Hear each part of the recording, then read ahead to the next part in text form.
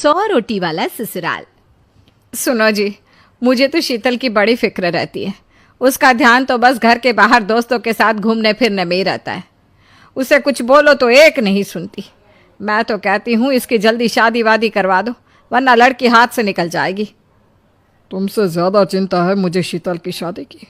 कल ही वो रामपुर वाले मौसा जी को फ़ोन भी किया था। बता रहे थे एक लड़का है नज़र में, उनका अपना घर है और लड़का भी अच्छा है। अरे तो फिर बस बात चलाओ ना, एक बार देखे तो सही लड़का और घर बार कैसा है। कौन से लड़की की बात चल रही है यहाँ? तुम्हारी शादी की बात चल रही है बेटी। अब तुम्हारी शादी की उम्र हो रही है तो लड़का तो देखना पड़ेगा ना। उफ़ो, मुझे अभी नहीं करनी शादी वादी। ये तो मेरे खेलने कूदने के दिन है। बहुत खेल कूद ली तुम, अब घर के काम धाम सीखने की कोशिश करो, समझी? ससुराल जाकर हमारी नाक मत कटवा देना। सब्जी काटनी तो आती नहीं इसको, तो नाक ही कटवाएगी। अरे मैं इसे शादी तक अच्छे से सब सिखा दूंगी। आप तो बस उस लड़के से इसकी शादी के बाद चलवाओ। कुछ दिनों बाद कुणाल और उसकी माँ शीतल को देखने घर आते हैं। कुणाल दिखने में बड़ा ही स्मार्ट होता है। शीतल तो उसे देखती ही रह जाती है।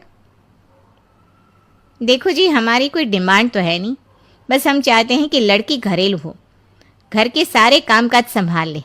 अब आपके परिवार में तो बस 3 ही लोग हैं, पर हमारा तो खूब भरा पूरा परिवार है। बाकी हमें लड़की के घूमने फिरने दोस्तों से मिलने से कोई दिक्कत नहीं है। घर का काम करने के बाद जो चाहे सो करे। अरे वाह, ये तो इतने बढ़िया लोग हैं। लड़का भी इतना स्मार्ट है और ऊपर से इन्हें मेरे घूमने फिरने से भी कोई दिक्कत नहीं है। हे भगवान, तूने तो बिना मांगे ही मुझे सब दे दिया। बताओ जी, और क्या चाहिए हमें? हमारी तरफ से तो रिश्ता पक्का है जी। बस फिर तो हंसी खुशी शीतल और कुणाल की शादी हो जाती है। शीतल मन ही मन बड़ी खुश होती है और उसी खुशी के साथ वो अपने ससुराल में कदम रखती है। आओ बहू, तुम्हारा अपने ससुराल में स्वागत है। ये मिलो अपने परिवार से।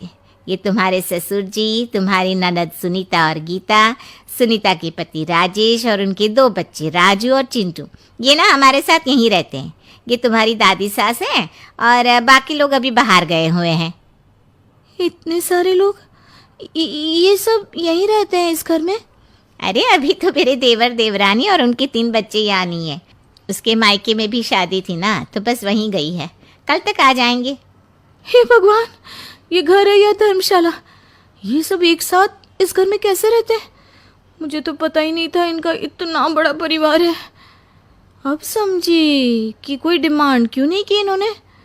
ये सब चाल चले मेरे साथ। अरे बहू, खड़े खड़े क्या सोच रही हो? चलो अपने कमरे में जाकर आराम करो। जी माँ जी। अगले दिन शीतल का ससुराल में पहला दिन होता है। शीतल रसोई में जाकर सबके लिए खीर बनाने लगती है। तभी उसकी ननद सुनीता आती है। अरे वाह भाभी, आज क्या बना रही हो? बस दीदी, आज वो पहली रसोई है ना, तो खीर बना रही थी। अरे भाभी, ये खीर वीर रहने दो। घर में 4 लोगों को शुगर है और कुछ लोग मीठा ही नहीं खाते। आप ना सीधा खाना ही बना दो। क्या फ़र्क पड़ता है, मीठा बने या नमकीन? बस बहू के हाथ की पहली रसोई होनी चाहिए ना। जी दीदी, तो फिर मैं खाना ही बना देती हूँ। आप बता दो खाने में क्या बनेगा? बस सिंपल सी कोई सब्जी बना दो, जैसे आलू गोभी या आलू मटर, और उसके साथ रोटियां सेक दो। हमारे परिवार में अब तुम्हें मिलाकर पूरे 20 लोग हो गए हैं। 15 बड़े और 5 बच्चे।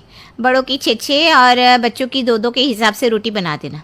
चलो मैं चलती हूँ, सब देख लेना। हाँ, बड़ों की 6-6 रोटी मतलब कि 15 लोगों की 90 रोटियाँ, और बच्चों की 2-2 रोटी मतलब 5 बच्चों की 10 रोटियाँ।